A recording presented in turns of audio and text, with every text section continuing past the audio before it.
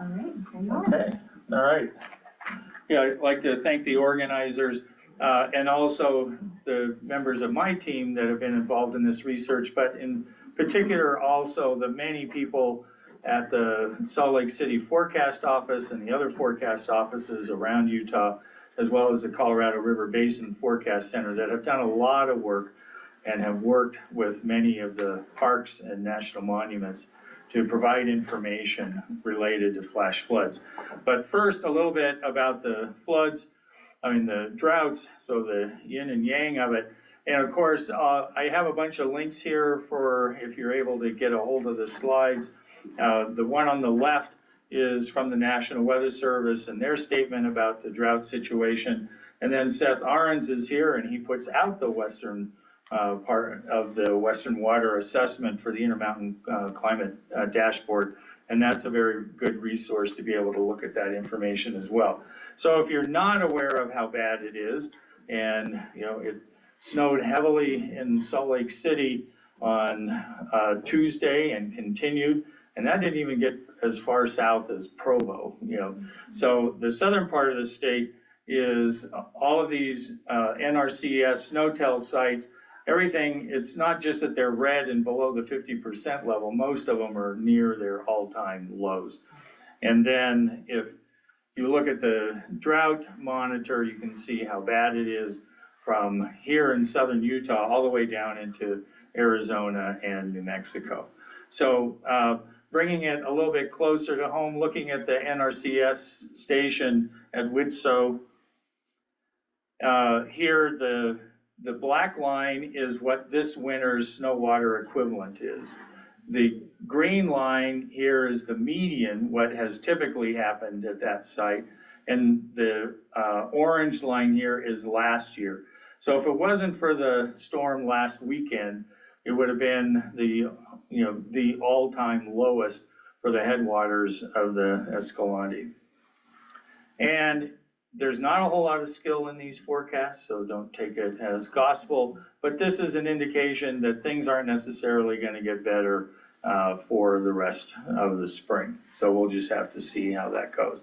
Okay, so now back to the main topic, dealing with flash flooding that of course results, we're kind of up in southern Utah, what I describe as the tail on the dog of the North American monsoon.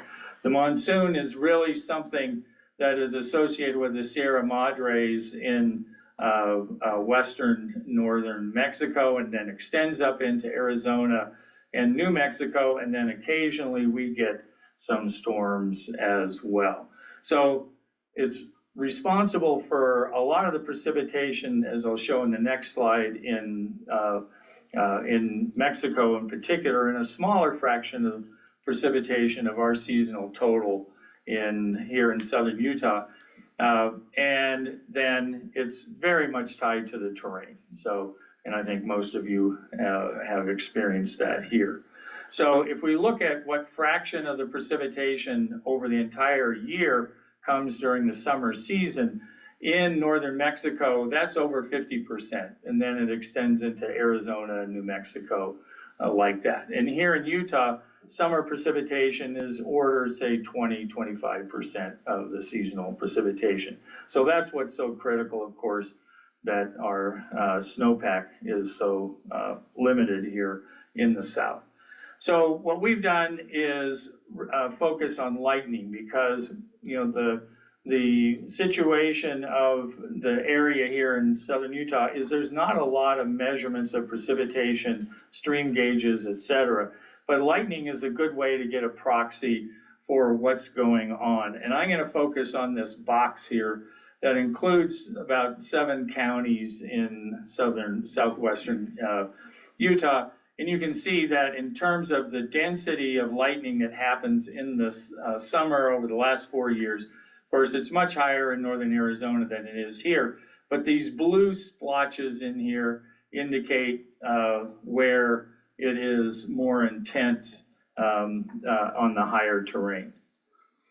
Now, if we look at sort of what weather information is available, the advantage for having dark night skies is also there's not a whole lot of weather observations around the area. Here we are in Escalante.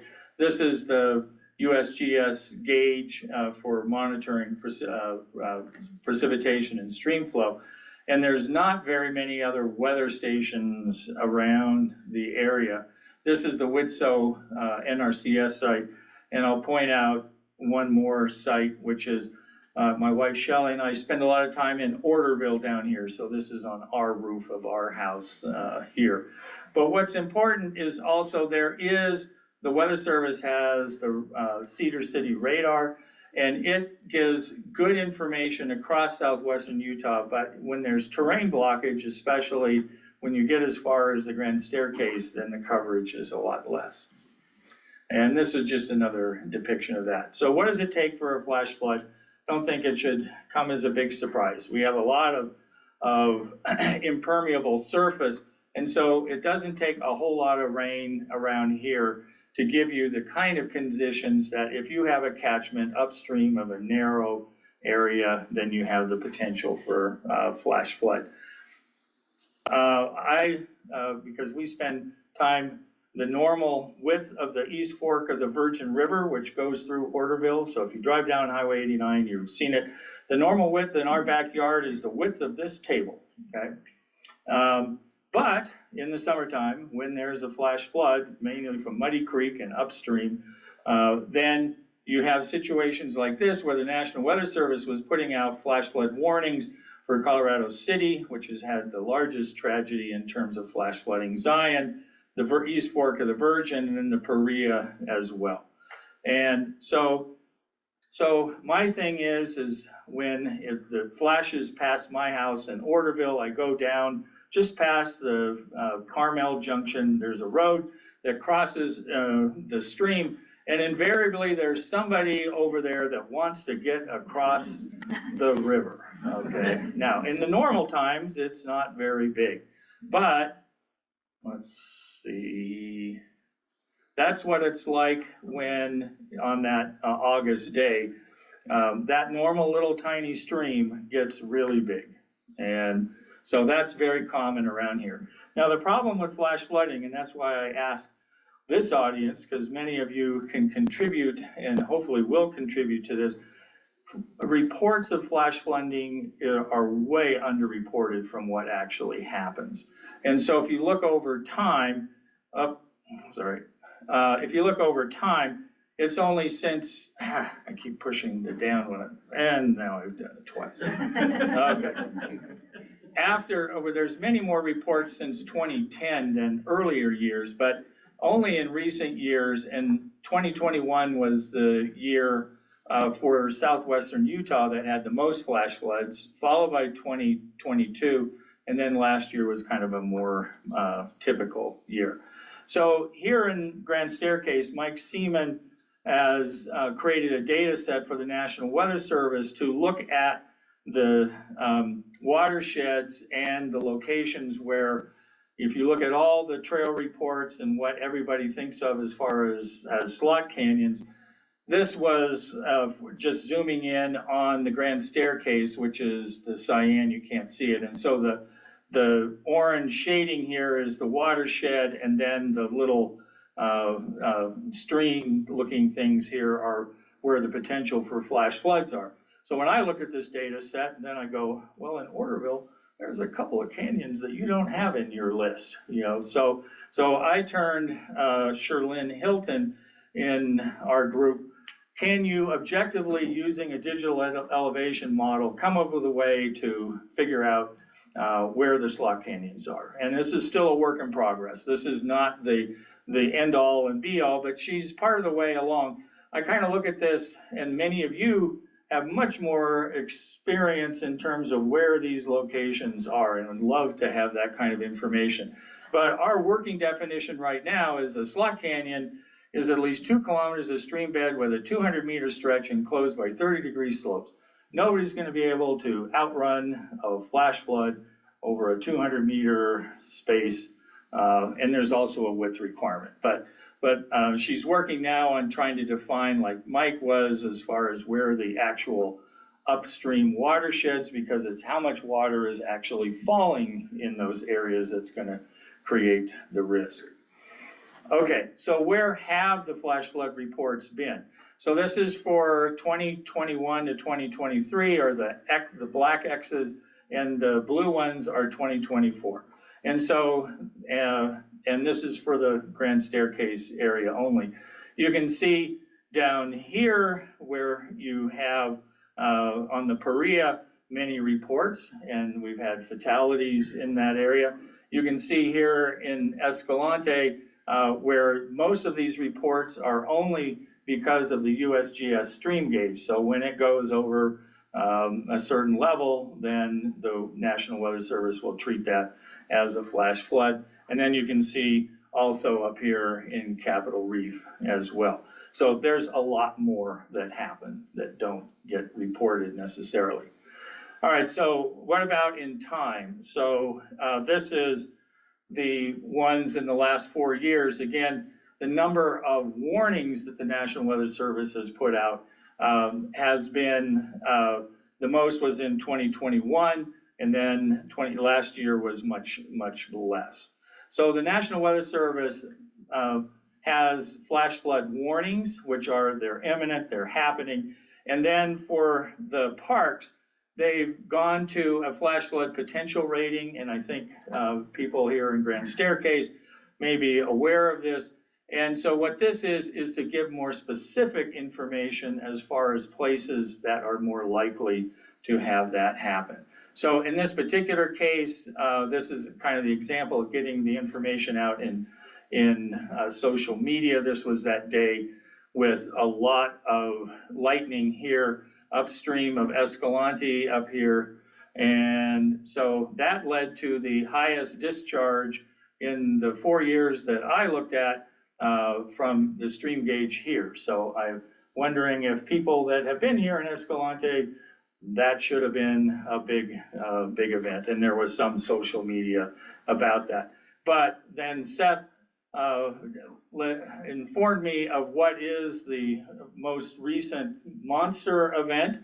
So this is the one in 2006. So quite a difference. Okay, so what can you do? I mean, again, what I would hope is that you get the message that there's a lot of ways both to get information, but also all of you are potentials, people who can provide information. So the Weather Service puts out all this guidance to people to do things like, hey, don't try to cross the, cross the river. Well, that doesn't always stop people from doing it. It's so basic, but really, there's so many different ways that you can get the information out. If it's a real serious thing, of course, then it's calling 911. But just social media, if you put things in Instagram, X, or Facebook, and put a tag on it, Utah weather, then the National Weather Service will see that, and then they can put that information in. The other things you can do is a little bit more formal, is you can become a weather spotter. I'm not aware of how many spotters there might be around in the vicinity of Grand Staircase. I don't think very many. So it's just a process. It just takes an hour. You watch a video and it gives you a little bit of information of what they're looking for. You can also buy a weather station, and they're not very expensive. And so this is the kind of thing I have on my roof in Orderville. Putting it on the roof isn't the best place, but hey, it's still something, and you may have a place where you can do. And then, of course, if you have more information about it, just particularly in terms of the events around here, we would love to get that information. I'd like to hear more about what happened last summer, and certainly we'll be paying attention to it for this summer as well. So with that, the gentleman in the car, the thing that I always do is then go back later that evening or the next morning to see if there are tracks going across. So, because that individual, he was actually running down the bank looking to see if there was another place he could ford. He really wanted to get home, and it wasn't a particularly good idea. So we have a lot of other information out there. And there's a lot of research out from the National Weather Service that you can look at, and papers that we have done as well. So with that, I'll turn it back to you. Wait,